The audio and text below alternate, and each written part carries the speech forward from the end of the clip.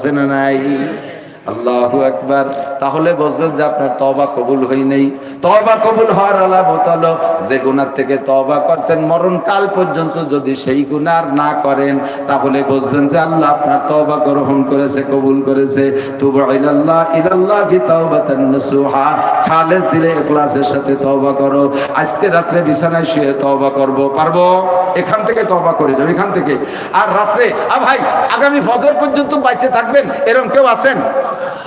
আজকে ফজরের সময় ঘুম থেকে উঠতে পারবেন, বাঁচবেন? একজন মানুষ বলেন যে আমি মরবো না। সাহস আছে কে? আল্লাহ কয় যে কবি যে আমি মরবো না, তোরে মারবো এই জায়গা, তোরা বাড়ি যাই দেবো না। হতে পারে কি পারে না?